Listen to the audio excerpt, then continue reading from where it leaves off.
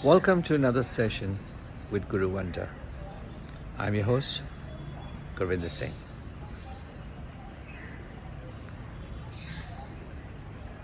We talk often about creativity, innovation, and problem solving. And there's always this question that how does this mechanism actually work? How exactly do problems get solved? Or how do we innovate? There are typically three essential elements, in fact four, to problem solving and innovation. The first is to be curious. The more curious, the more intense, the better. We humans have about 6,000 thoughts in a day. So obviously, a lot of things flow through our mind, and many of them could be challenges, problems, ideas. The second is the genuine seeker. The genuine seeker doesn't just sit on an idea, he lets it drift. And then the person begins to actively seek answers to some of the questions that the curiosity has raised. Third is an open mind. An open mind means it's not judgmental. It doesn't dismiss anything, it just lets the thoughts flow. When the thoughts flow, the moment we dismiss something, we've actually shut the door on that possible solution or innovation or whatever. And the fourth is a plan of action. After we have crossed this place, we make a call, and then we move ahead and do something, not just season those thoughts. We do something with it. It may take several years for that to be translated into some action, but it's there. It always happens.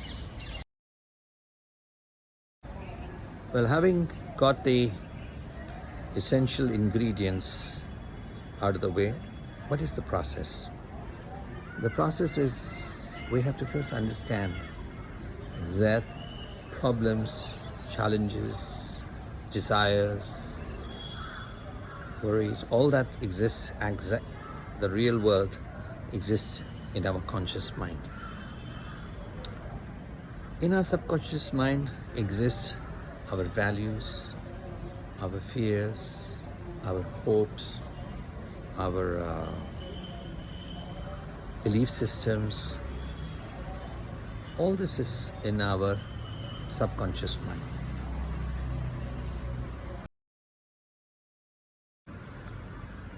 In the subconscious mind lies our experiences, our learning, our deductions, whatever we have acquired.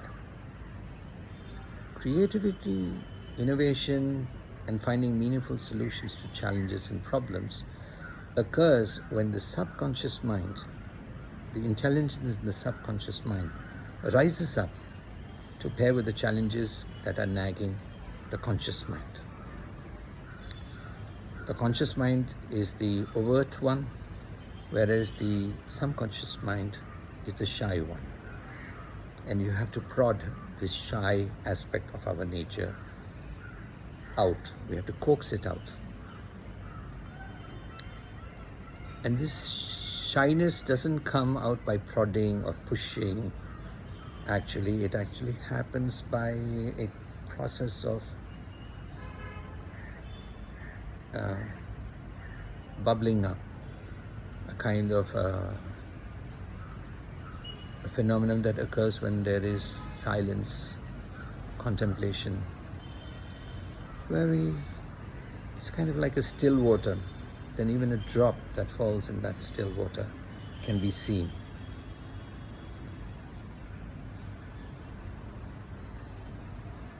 So what happens is that when we have this rising up of these, our learning, our experiences, our thoughts, they pair up with the challenges. But for them to rise up and to meet and interact with the challenges, silence and contemplation are very important. When they come up, for example, when they come up, we can see them. Let's take, for example, as I mentioned, there's a still water on the lake.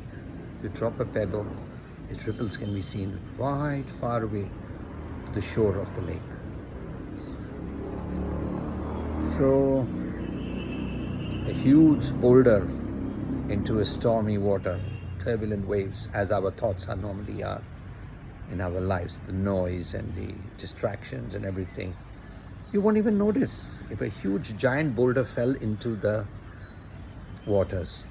So that's why silence and contemplation are very important, to be able to see that. So usually we are quiet and we are able to be with ourselves, that me time. Some get them in the shower, some get them when they are exercising, some get it when they are gardening, some get it when they are playing a game or cycling or anything. But these ideas bubble up and generating answers, and then we say that eureka moment happens. Yes, that could be it. But we are away from our notepad, we are away from some media where we can record this. So it's always essential to carry a notebook or some kind of way where you can sort of record your thoughts and impressions at that moment. For that, I want to cover 2 points which I should have done earlier. One's the trigger. The triggers can almost be the connection, the bridge between the conscious and the subconscious mind, the challenge and the possible solutions. And that can happen by observing something, or reading a book, or seeing an image, or watching a clip, or overhearing a conversation, a clip in a movie, or an experience of some sort. As I mentioned earlier, it's useful to carry something to record those thoughts. But the mistake we make, the capture, it's called the capture phase, is what we do is we immediately take out a piece of paper and we try to record it in our diary or on our phone.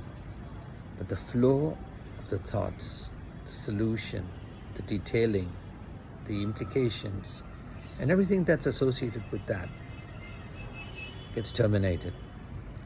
The thing is to record what we have captured, not during the process, but immediately after that process is there. So do record, but when we record is also very important. Many people think, many leaders think, many managers think that you can inspire more creativity by making more effort. It just doesn't happen that way. You cannot force creativity. You cannot put an incentive to creativity. It just happens. Creativity is a bit like farming. You prepare the soil, water it, that it is able to receive the seeds of something that will grow. Those seeds are on one hand, what we have learnt, and we keep putting them into the soil, and then we spray problems and challenges on that. And then suddenly we find, when we have seeded the soil with questions and fed it with capabilities and knowledge and wisdom and other such things, suddenly we find that the connection is made.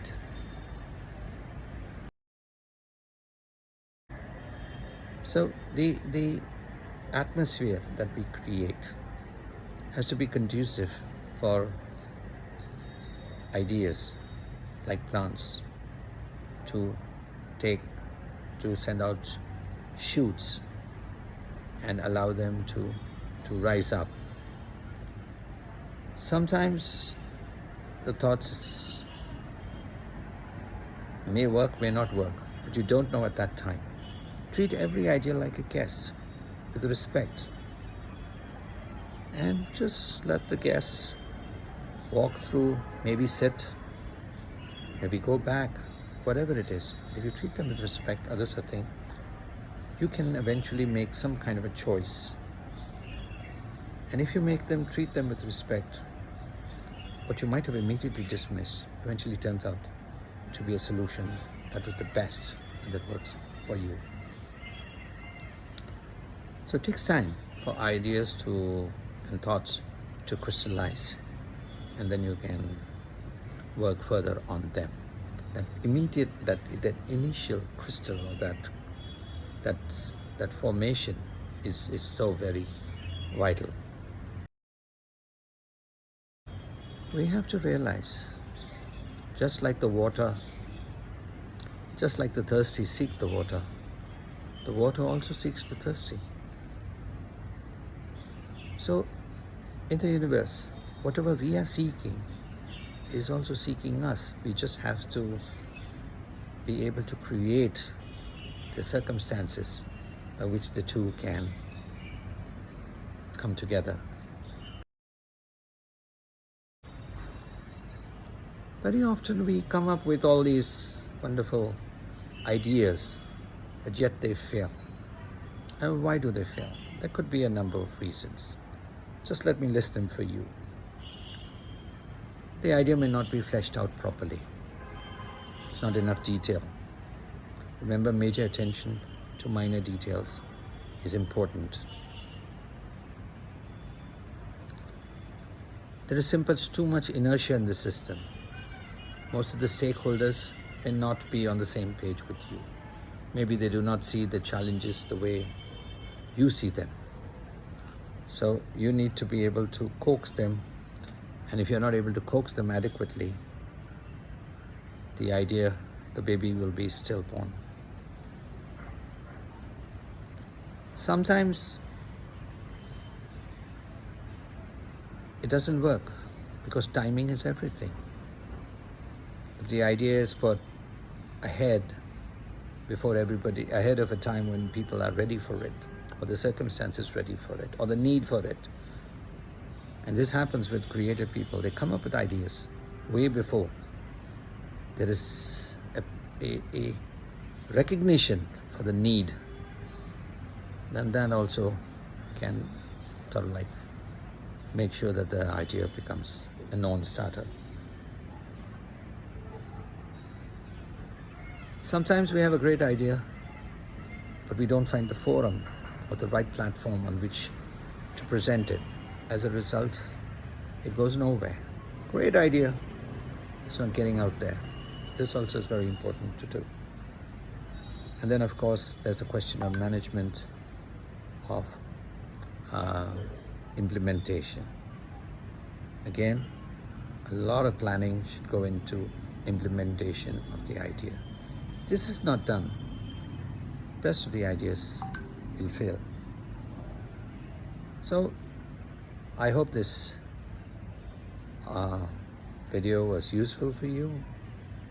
If you did, please do press the like and share button and subscribe to my channel. Until I see you again on my channel, this is Gurvinder Singh signing off. Have a great day.